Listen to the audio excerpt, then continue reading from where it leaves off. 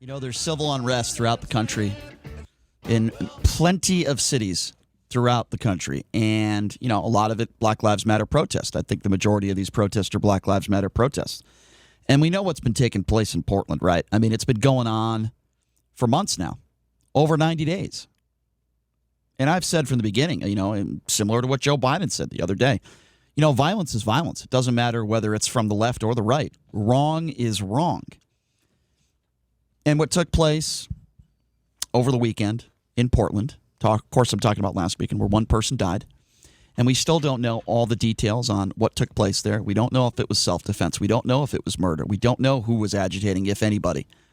What we do know is that there have been a lot of agitators on both sides that took place over the weekend in Portland. But now we're learning some troubling details as well. Law enforcement officers are saying that they were trying to find this guy who shot those bullets. His name is Michael Raynal. And they were conducting surveillance outside an apartment complex in Washington. It's about 120 miles north of Oregon City, where this 48-year-old left the building at approximately 7:30 p.m. last night. Law enforcement sources told Fox News that 4 members learned that this man was inside that apartment. Reinhold, I believe that's how you pronounce his last name, he moved a short distance before stopping and exiting his vehicle, and then that's where shots are fired. Witnesses are saying that Reinhold shot at officers. Officers shot back, and Reinhold lost, thank goodness. He fled on foot. He allegedly pulled out a gun, and in the press release, that's when officers shot him, and he was pronounced dead at the scene. Now, even though he's dead, we are learning a little bit from his voice on what he said happened that night over the weekend last week. Now, the problem is the person that died, we can't hear from him. We can't hear from either of them anymore. But it's interesting because this was an exclusive interview that Vice did, and they were able to find this guy who was obviously linked to the shooting in this Portland protest. Keep in mind, this guy died last night. He was shot by police. And by the way, I don't see anything wrong with what police did if the report is correct. I want you to have a listen to this guy, now dead, Michael Reinhold. And he said, or at least he's claiming, that over the weekend last week, he acted in self-defense. Have a listen to this. I had no choice. I mean, I had a choice. I could have sat there and watched them kill a friend of mine of color. But I wasn't going to do that. You know, that was the straw that broke the camel's back. 100 vehicles. Who knows how many were rolling through downtown, but like I said, when I showed up, I saw more of their vehicles than real citizen vehicles.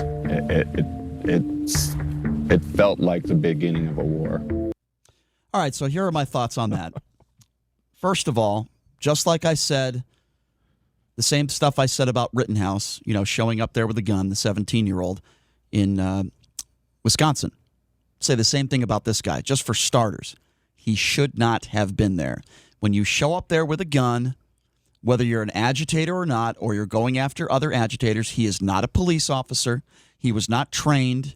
He should not have been there. You are doing more harm than good, what he did. And from what I understand, and I heard a little bit more of that interview, he said he heard through a friend that he needed to be there because they needed security. You are not a professional. You are not a police officer. Whether you're a 17-year-old carrying an illegal gun or you're this guy carrying a gun legally, I don't care. You're an idiot.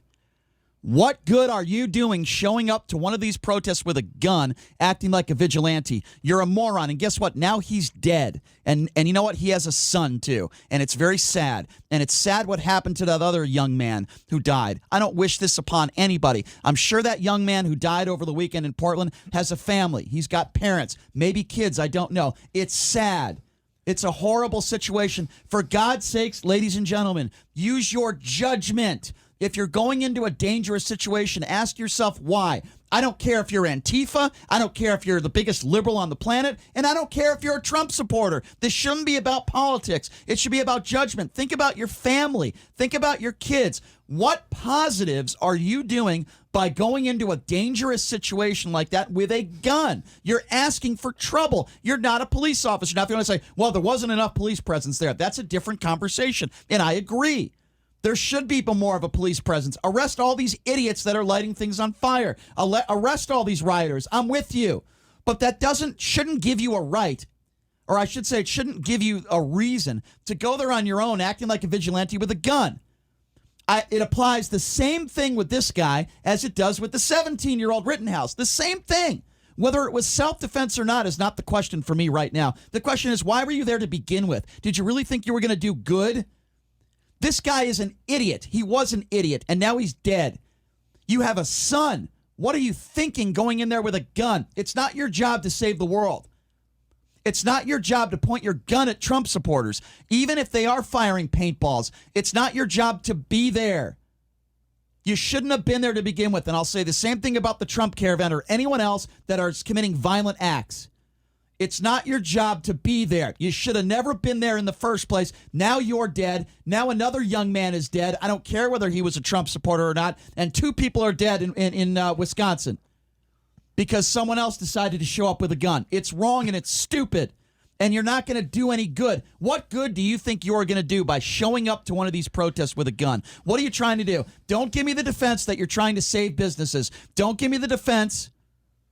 Well, he's not saving business, Brian. He's Antifa. He said he was 100% Antifa. He had a Black Lives Matter tattoo on his neck. Yes, it was absolutely true. I'm going by the interview, and he said he was not a member of Antifa. So I don't care. He said he was 100% Antifa. Okay, in the interview that I heard that he did, he said he was not a member of Antifa. But let's just say hypothetically he was. He definitely was. Okay. And he had been arrested twice for gun charges in the weeks before. And there was a situation where there was a man in a truck, and he was surrounded in Portland. His wife was assaulted. The people that surrounded him, he tried to leave. He tried to leave with his truck. He ended up running into a tree and crashing his vehicle. He was pulled out of his vehicle by several members of Black Lives Matter. One's name's Keith Love, who was wearing a security shirt. They took all of his weapons away. They prevented him from getting into his car, and they kicked him right in his face. Michael Rhino was part of that as well. So he's been a part of violence for a long time, especially in the Portland area. I don't know where you got that from, but I will say this again, and we will try to continue the conversation on the other side. Regardless of whether what you're saying is true or not, it doesn't matter to me. What matters to me is that he shouldn't have been there, just like Rittenhouse shouldn't have been there, regardless of past, and we'll talk about that on the other side because we got to take a break. Regardless, he should not have been there. I don't care whether he was a member of Antifa or not. The man shouldn't have been there. Period. Just like Rittenhouse shouldn't have been there. We'll take your calls on the other side, 702-257-5396. Again, that number, if you want to be a part of the conversation, is 257-5396. Your call's next. All right, welcome back.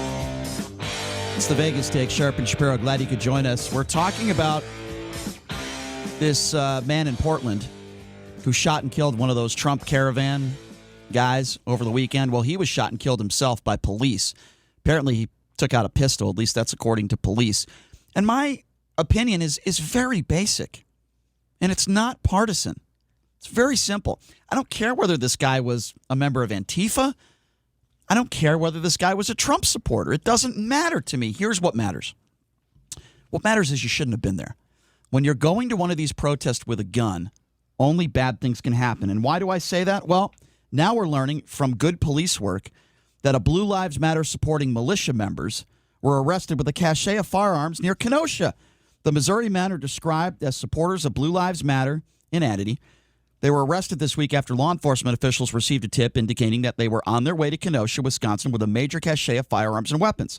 Police in Iowa are said to have received a tip about 2 men who were traveling from Missouri. They shared a photo showing themselves holding a rifle with a drum-style magazine that accompanied a message reading, "This is the game changer." Folks, this is exactly what I'm talking about. Stop taking matters into your own hands. Stop acting like vigilantes because it only could make matters worse. It starts with the governor of Wisconsin in this case, Brian. Kenosha PD requested National Guard assistance. They did not. They got 25% of what they requested. And once National Guard assistance came through, there has been no problems whatsoever. So had that National Guard presence been there, Kyle Rittenhouse wouldn't have been there.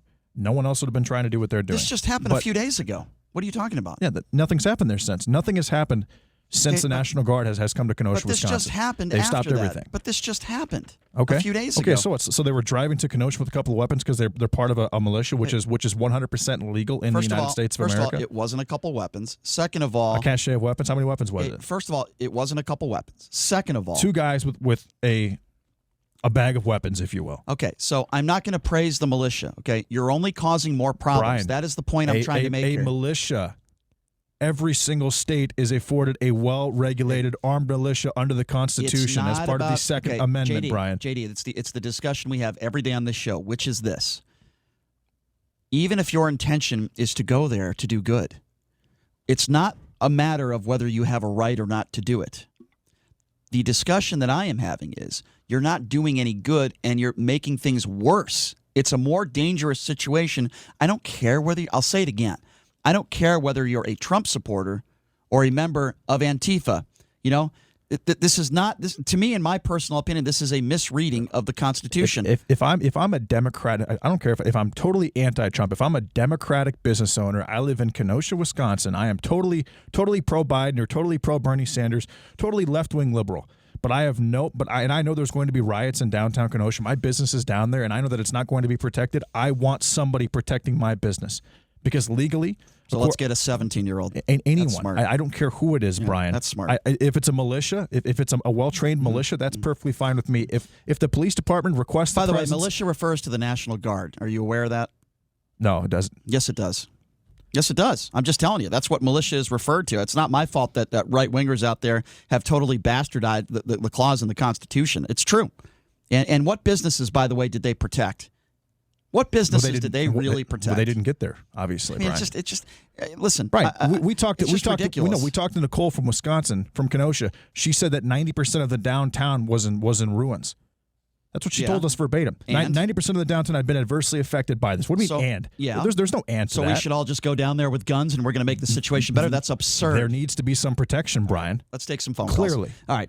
So let's get protection from a bunch of 17-year-olds or some idiots out there that want to cause problems.